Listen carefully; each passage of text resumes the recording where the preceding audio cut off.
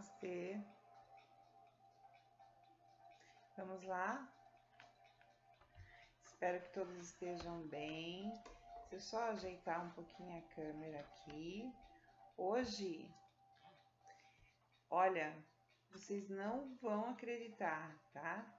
Esta é a... Deixa eu mostrar o meu dedinho aqui para vocês. Terceira vez que eu gravo este vídeo. Terceira vez.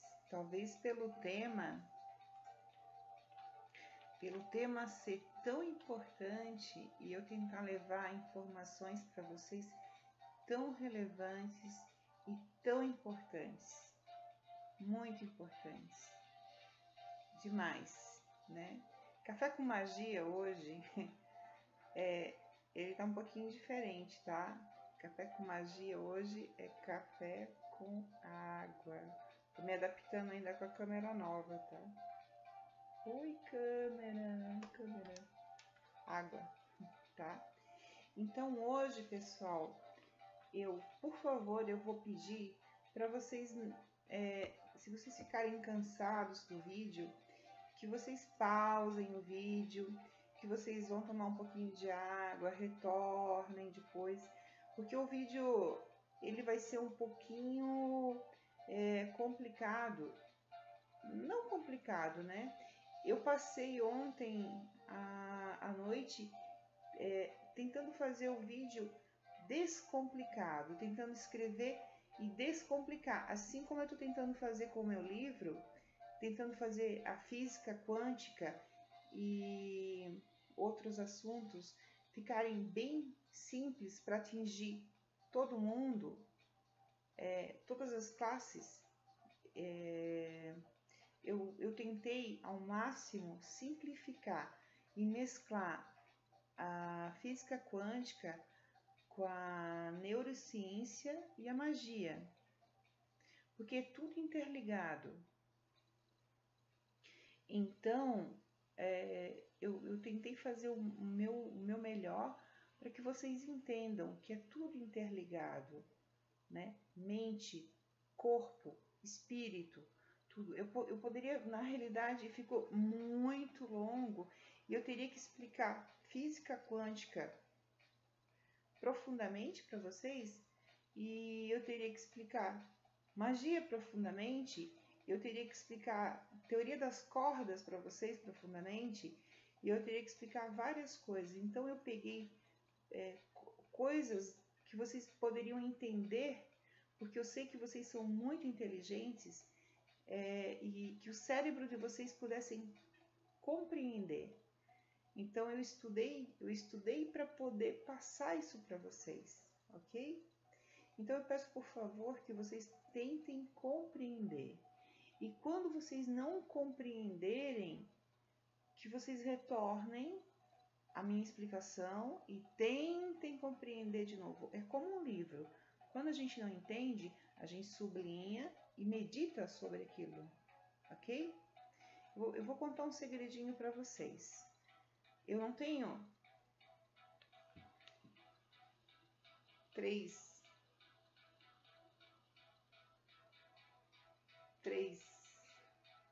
graus e alguma coisa aqui de leitura à toa, por nada, porque eu não tenho isso aí na minha família, ok? Eu tenho isso aqui porque eu sou obcecada pelo conhecimento, né? Existe um estudo que diz que a partir dos 30 anos, o nosso declínio, a nossa acuidade mental, ela decai. E eu vou contra todo o paradigma da ciência. Eu hoje não gosto de falar a minha idade, porque a minha idade do meu RG não diz quem eu sou. Mas a minha acuidade mental, ela é muito melhor do que quando eu tinha 30 anos de idade. Hoje eu absorvo, eu escrevo, eu compreendo, eu assimilo, eu consigo fazer muito mais coisas com a minha mente do que quando eu tinha 30 anos de idade. Então eu vou falar um negócio para vocês. Eu não consegui isso me acomodando. Eu consegui isso lendo e estudando, né? Para mim, nenhum neurônio morreu. Na realidade, eu acho que eles fizeram um aglomerado e falaram assim: ah, ela gosta de acumular energia. Na realidade, o ser humano ele não gosta de desperdiçar energia, né? Ela não gosta muito de malhar, então vamos nos reunir aqui, né? Brincadeiras à parte, tá, gente? Esse é o meu... Se eu tenho alguma coisa de ego, de ter lido mais de 8.000 livros na minha vida, acho. Pode ter sido muito mais do que isso. Mas é isso aí, então não se acomodem. Mesmo assuntos que vocês não gostam, eu não gostava de, em tese, foi plantado na minha mente, né? Que matemática era ruim. Eu fui estudar física quântica. Eu não gostava de astronomia. Eu fui estudar astrologia, que tem astronomia. E por aí afora. Então aprendam. Aprendam. Não queiram pegar só o bonitinho. Ah, eu vou ver o vídeo sobre inveja, que eu quero uma coisa pronta. Eu quero magia miojo. Sabe magia miojo? Vou lá no videozinho que a tiazinha lá falou que é pra, sei lá, pegar um sapo numa sexta-feira e fazer não sei o que lá. Magia miojo. Então vocês têm que compreender tudo. Da onde vem, como se forma, o que vocês podem fazer. Informação é poder. O ser humano ele tem um péssimo hábito chamado acomodação. Não se acomodem. Mesmo que vocês não curtam um assunto, estudem. Vocês vão ver que vocês vão, às vezes, acabar se apaixonando. Saibam de onde vêm as coisas. Por exemplo, eu sei trocar uma tomada, eu sei trocar uma fechadura, eu sei cozinhar, eu sei pintar, eu sei fazer fogo sem nada, eu sei me guiar pelas estrelas, eu sei onde está cada planeta, eu sei várias coisas, né? E o que eu não sei realmente, ou não tive paciência, persistência para aprender, porque nós podemos tudo, absolutamente tudo, mas o que eu não tive persistência e paciência, eu tiro o chapéu para as pessoas. Eu não tenho inveja. Eu olho para aquela pessoa e eu penso, poxa, ela teve paciência. Por exemplo, tem gente que olha o jogador de futebol, vamos tomar como exemplo.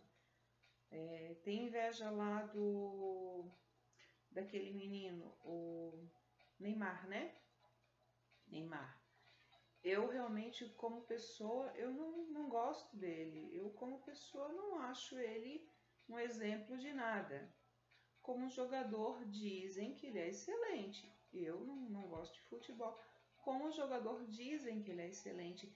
Mas eu observo que ele não é muito persistente nos treinos. Existem pessoas que nascem com talento. Mas o talento, se ele não é burilado, ele também não vale nada. É como um médium. O médium bom, ele nasce, né? Todos têm mediunidade, mas alguns nascem com um talento excelente. Mas se ele não treina, se ele não se burila, se ele não estuda, se ele não vai atrás, de nada adianta. Por exemplo, aquele outro jogador que eu admiro muito, é o Messi, né? Ele é um rapaz que eu vejo que ele levanta e ele vai treinar todos os dias. Ele tenha talento e ele tem persistência. Então todos os dias ele está lá treinando, né? De nada adiantaria ele ter talento e não ter treino, né? E assim somos nós. Não adianta eu ter talento se eu não tenho treino. Na espiritualidade, nos dons e nos talentos também é assim. Eu também sinto que mesmo com todos os meus dons, mesmo dentro da magia, ou mesmo até dentro da psicanálise, se eu fico um tempo sem ler, se eu fico um tempo sem treinar, se eu fico um tempo sem praticar o que eu tenho que fazer, eu sinto uma baixa da energia, eu sinto que eu vou me afastando, que eu vou perdendo alguma coisa. Então eu tenho que retornar bem rapidinho, eu tenho que praticar e praticar e praticar, tá? Com isso que eu vou colocar tudo hoje para vocês, isso foi só uma introdução, pessoal, para vocês compreenderem um pouquinho da vida e entenderem que a vida não é essa janta não, tá? Que a gente tem que ter persistência e que às vezes, né, temos que fazer coisas que a gente acha que a gente não gosta, que colocaram na nossa mente que nós não gostamos, mas não é porque a gente não gosta, é porque a gente acha que não gosta, ok? Então hoje nós vamos falar sobre inveja e eu dividi esse tópico em 3 partes. A primeira parte é do ponto de vista da neurociência. A neurociência misturada com a física quântica, que agora está sendo aceita, e eu não sei se vocês entendem o que é física quântica, mas a física quântica ela veio para desconstruir praticamente meio que a física tradicional. Até bem pouco tempo atrás, a física quântica ela não era aceita, porque a física quântica ela praticamente destrói a física tradicional. A física quântica ela vai no mundo pequeno, no macro. Para vocês terem uma ideia, a física quântica ela trabalha praticamente com quark. Um quark é a menor partícula. Há 40 anos atrás, foi a última descoberta praticamente da física, e foi o quark. E o ser humano é o único no universo que consegue, nós, eu, você, conseguimos com a nossa mente, olha o nosso poder, interagir com um quark. Um quark é a menor partícula do universo. Nós conseguimos, através da observação, interagir com o quark. O quark ele só existe, ele só passa a existir quando nós observamos ele. Até então, ele não está lá. Quando nós observamos, ele está lá. Agora confundi a cabeça de vocês, né? Eu não vou entrar muito profundamente na física quântica, mas é mais ou menos por aí, tá? É só para vocês entenderem que quando Jesus falou, se tiverdes fé do tamanho de um grão de mostarda, que é a menor semente, tudo podeis fazer. Nós podemos remover uma montanha se a gente tiver fé do tamanho de um grão de mostarda. Agora vocês imaginem, Jesus não ia poder falar do quark. Ele falou de um grão de mostarda, né? Então, para vocês terem ideia que ele era um físico quântico. Ele era um físico quântico. Só que ele não ia poder falar de átomo, de quark, de física quântica, dentro de um contexto de pessoas que nem sabiam ler e escrever, correto? Para vocês terem ideia que nós interagimos com outros quarks. E se nós conseguimos manipular fazemos outros quarks interagir, nós conseguimos manipular o que? Outras pessoas.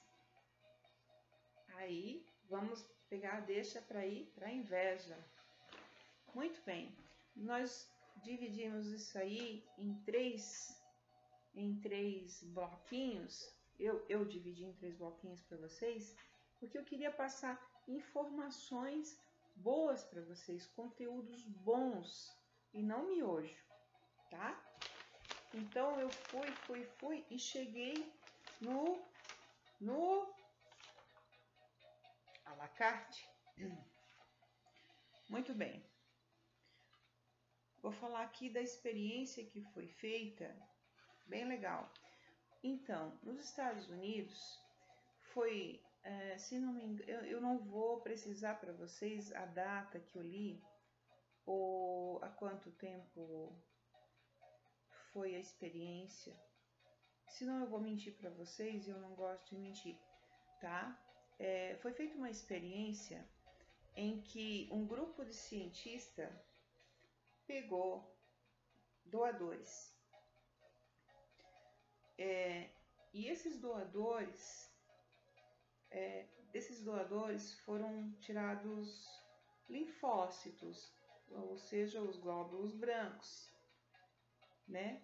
E esses glóbulos brancos, esses DNAs, foram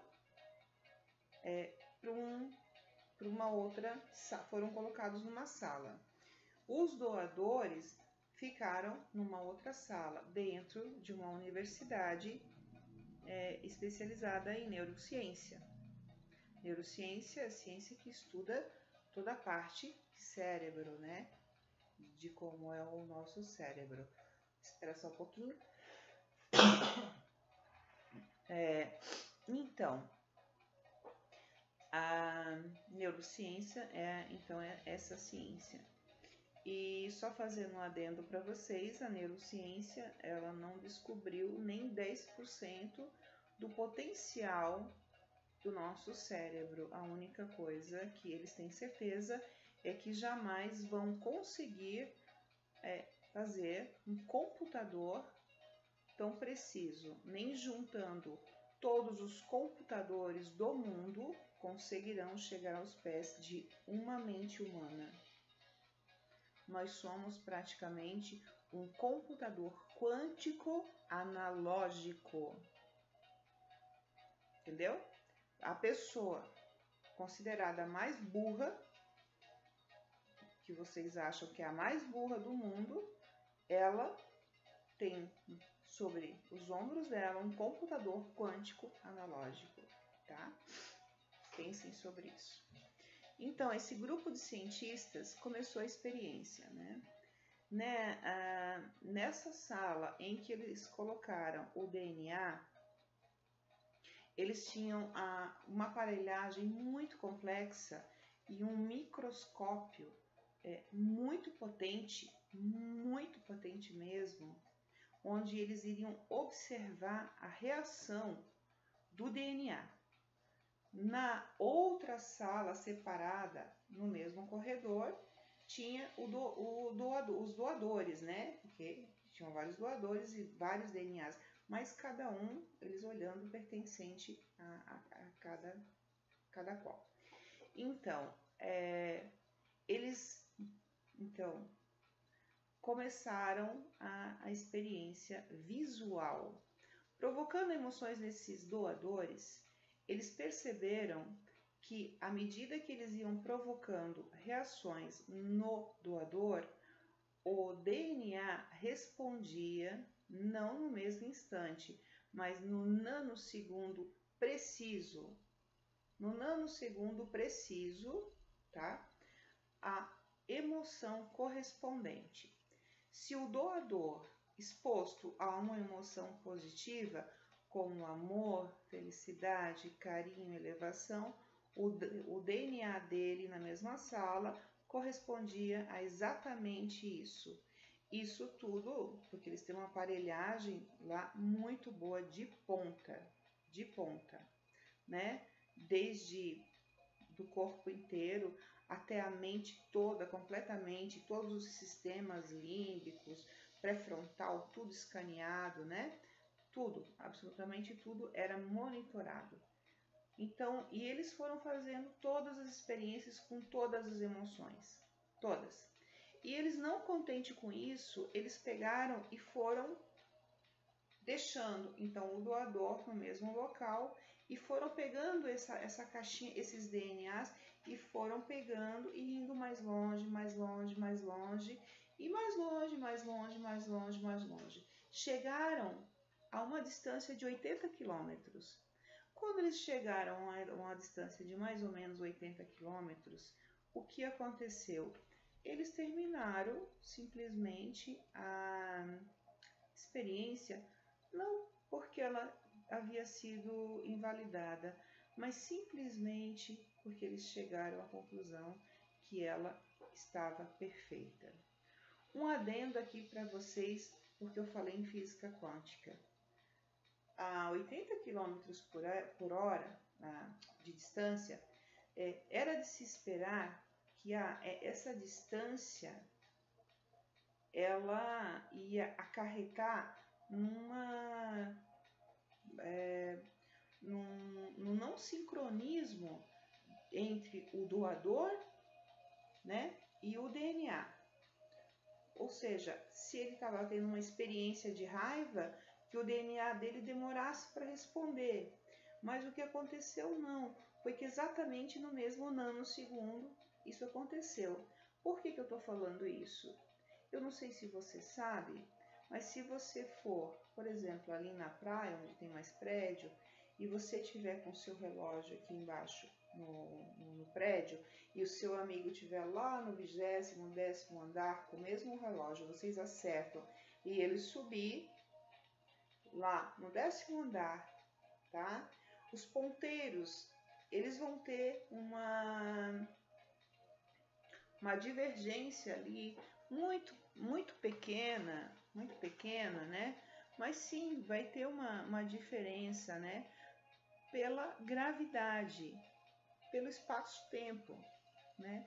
E é óbvio que 80 quilômetros já existiria ali montanha, já existiria ali prédio, já era de se contar isso, né? Já contariam isso e nada aconteceu. Exatamente era como se o DNA estivesse na mesma sala com o doador, ok? Agora vamos à parte que me deixou chocada e a parte que vocês vão compreender o quanto de perigo que vocês correm estando se relacionando com pessoas invejosas, com pessoas mantendo relações com esse tipo de pessoas e como é o cérebro de pessoas invejosas. Esse mesmo grupo de cientistas, então, resolveu fazer uma outra experiência com pessoas já com os mesmos equipamentos, né, que eles tinham. Eles pegaram um grupo de pessoas e resolveram induzir nelas a inveja. Olha só. Eles induziram a inveja para saber exatamente qual era o campo do cérebro que era ativada quando acontecia a inveja. Porque isso é muito subjetivo quando nós temos inveja, não é? Nós, por exemplo, eu e você, nós temos aquela inveja rápida, aquela inveja que não chega a ser uma inveja. Por exemplo, eu não tenho uma inveja, eu me inspiro nas pessoas. Eu olho alguma coisa, poxa, que legal. Eu nem penso mais na pessoa depois. Essa pessoa vira uma inspiração para mim. Então eu pego e vou fazer alguma coisa que eu gostei. Ela me serve para isso, como inspiração, correto? E talvez você seja esse tipo de pessoa, né? Creio eu. Então eles pegaram essas pessoas e eles foram fazer induzi-las a fazer e a sentir, e fizeram, claro, uma triagem já dentro mais do grupo da análise, criando, porque as pessoas que têm inveja, elas já têm certos traços que eu, como psicanalista, já consigo identificar. Obviamente que numa conversa nós conseguimos identificar logo a pessoa que sofre, entre aspas, sofre, né? Tem esse distúrbio, né? E induziram essas pessoas a ter, para ver qual era a parte do cérebro delas que ativava. E tem exatamente uma parte do nosso cérebro, né, uma alça que a gente chama ali, que é um nome bem complicadinho, não vou falar agora para vocês, enfim, que ela é responsável pela dor. Mas espera aí, como assim dor? Gente, eu não tô falando só dor física, é a dor física sim. Quando você bate o dedo ali na mesa, quando você bate o cotovelo, quando você quebra alguma coisa, quando você sente dor física, sim, né? Dor física, né? Quando nós estamos sentindo dor, mas também dor emocional. Quem nunca perdeu um ente querido? Quem nunca perdeu um pai, uma mãe, um irmão, um filho que sentiu aquela dor? Quem nunca teve uma decepção amorosa? Quem nunca, né, passou? Quem nunca viu alguma maldade sendo cometida e chorou de dor? Doeu na alma, né? Esse tipo de dor. E é exatamente a área do cérebro do invejoso que se acende quando ele vê que o invejado está se dando bem. Vocês têm noção do que é isso? Ele sente uma dor igual você sente quando você perdeu alguém, quando você ficou de luto, quando você sofreu uma queda, quando você caiu, quando você perdeu alguém, quando você chorou, entende? O invejoso, eu confesso para vocês, o invejoso é um ser extremamente perverso e canalha. Freud colocava ele numa categoria, para nós, para mim, e eu sempre soube disso, que não tem conserto. O invejoso não tem conserto, não se engane nisso. Não se iluda achando que você vai consertar o invejoso, que ele é um coitado. Não, ele não é um coitado. Ele é uma opção dele. Ele é assim. Veja bem, eu vou agora colocar para vocês a terceira experiência do mesmo grupo de cientistas que percebeu e que mapeou esse campo cerebral, né, da dor que o invejoso sente quando ele percebe que o alvo da sua inveja ganhou alguma coisa, foi promovido, qualquer coisa de bom aconteceu. Casou, arrumou um namorado, ganhou um aumento, qualquer coisa por mínima que seja, né? Está acontecendo de bom na vida dele. Eu vou falar para vocês por que ele é canalha, porque esse tipo de pessoa não entra na minha vida e que jamais eu teria esse tipo de pessoa na minha vida e que eu risco como já risquei da minha vida esse tipo de pessoa. E não tenho e não terei jamais de volta ou nunca esse tipo de pessoa. Desejo paz, saúde, sucesso longe da minha vida. O mínimo possível essa pessoa tem que saber de você. 0, para ser sincera. Olha só o que aconteceu com o cérebro dessas pessoas quando mapeadas, né, o mesmo grupo, elas souberam que as pessoas que elas tinham inveja não estavam bem. A área que se acendeu dentro do cérebro delas foi a área do prazer e da recompensa. Houve o que a gente chama de brainstorm, que o brainstorm chama tempestade cerebral. Praticamente um orgasmo. Crianças e adolescentes que gostam desse assunto, orgasmo, na realidade, não é orgasmo, um orgasmo é um êxtase, tá? Um orgasmo pode ser quando você come aquela comida que faz, que a gente chama de umami, que é o sexto sabor, né? Ou seja, estas pessoas, elas ficaram no tal estado de euforia.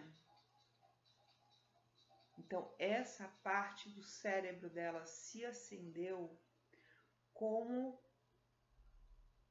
jamais visto. Nem o nascimento de um filho, nem uma promoção, nada disso, nenhum dinheiro no mundo daria para elas tamanho